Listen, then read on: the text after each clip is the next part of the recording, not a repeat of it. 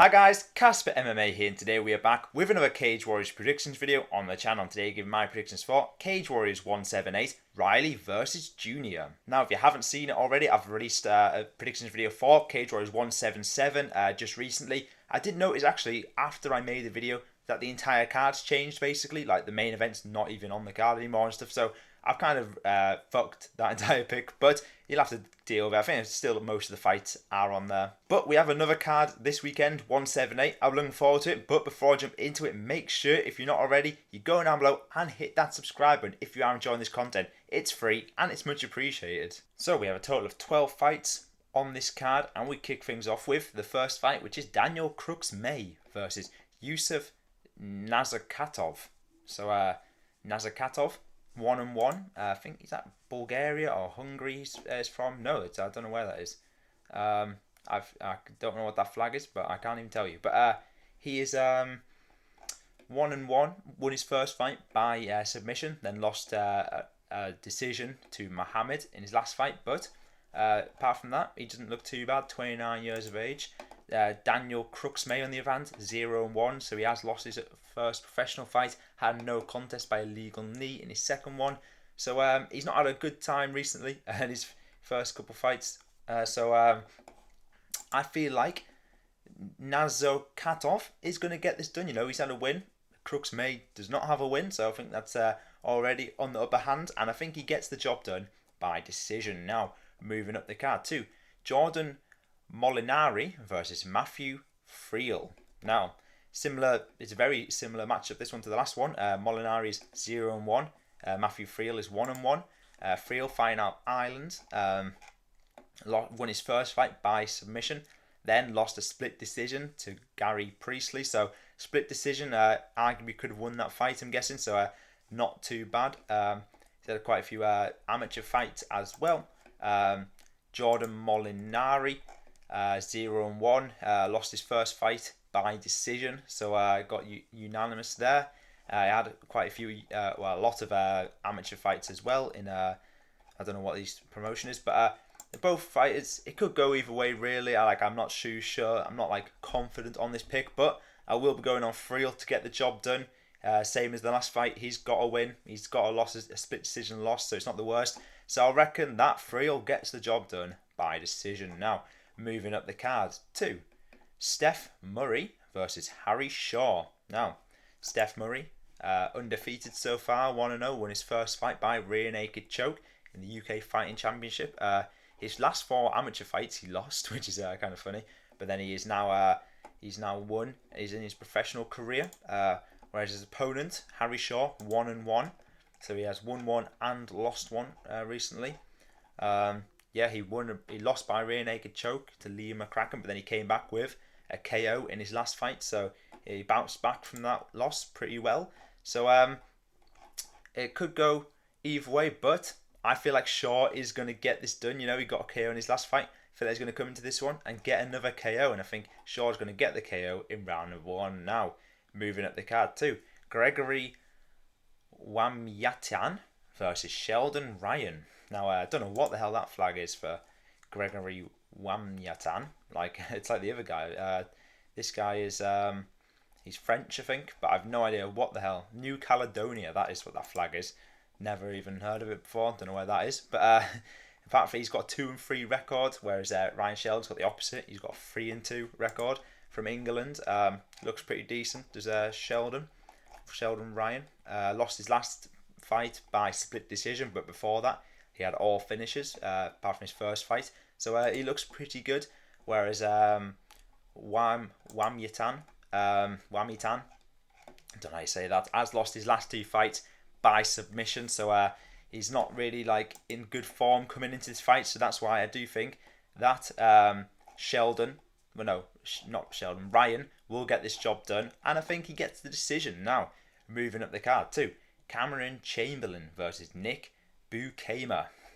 Now, Chamberlain, 2-1.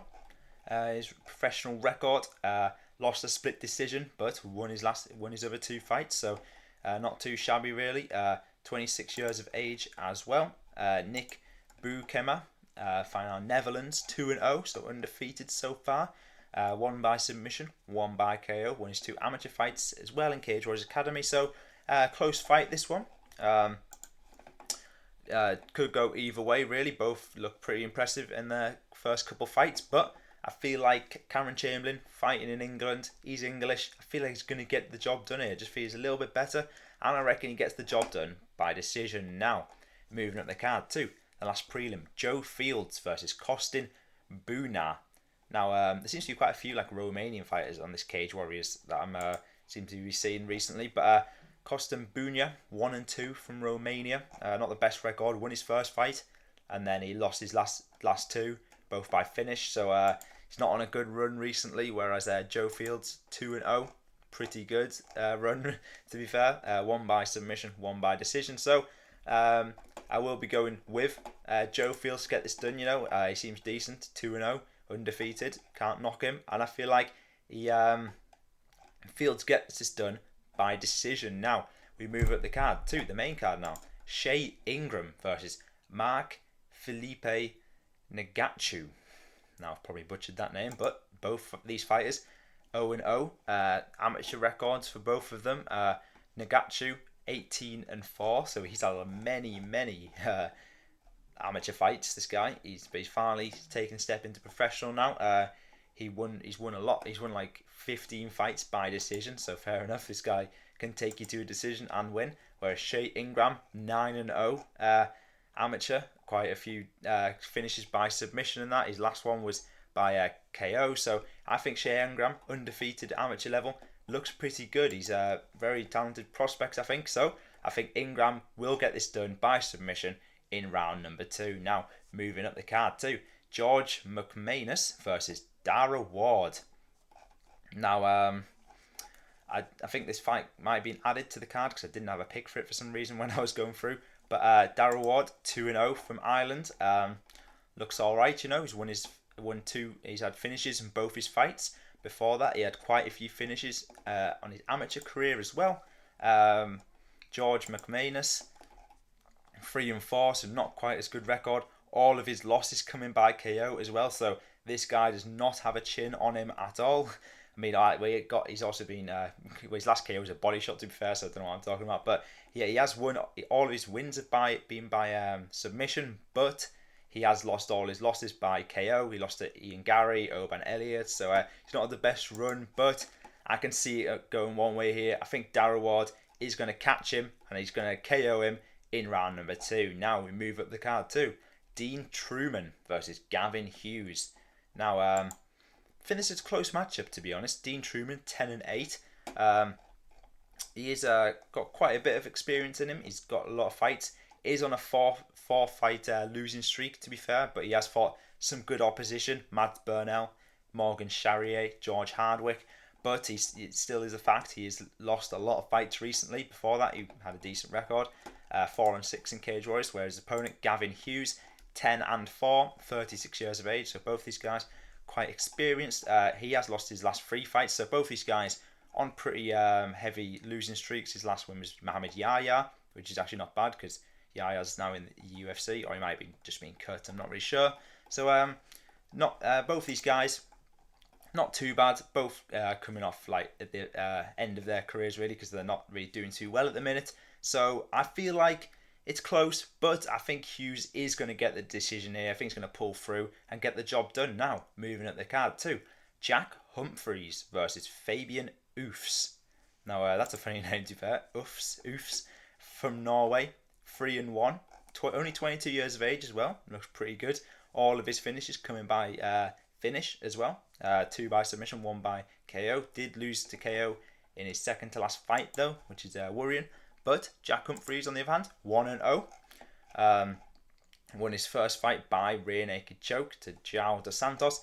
Before that, on the amateur level, he was winning quite a lot, to be fair.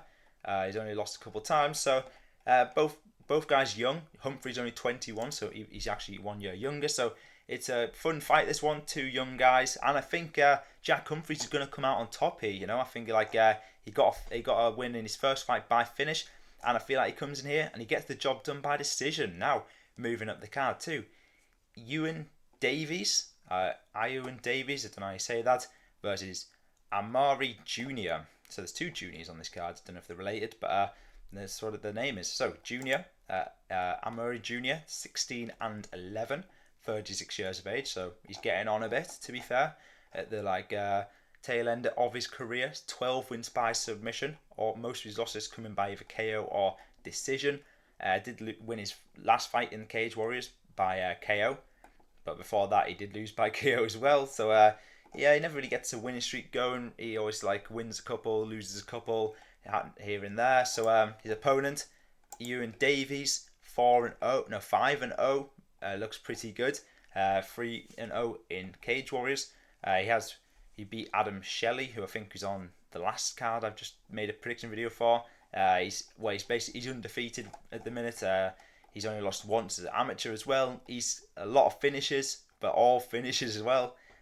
4 wins by submission. He's very dangerous, Davies, and I feel like he's going to get the win here. And since he's had so many submissions, I think Davies gets a submission in round number 1. Now, moving up the card to the main event, Luke Riley versus Alexandre Jr.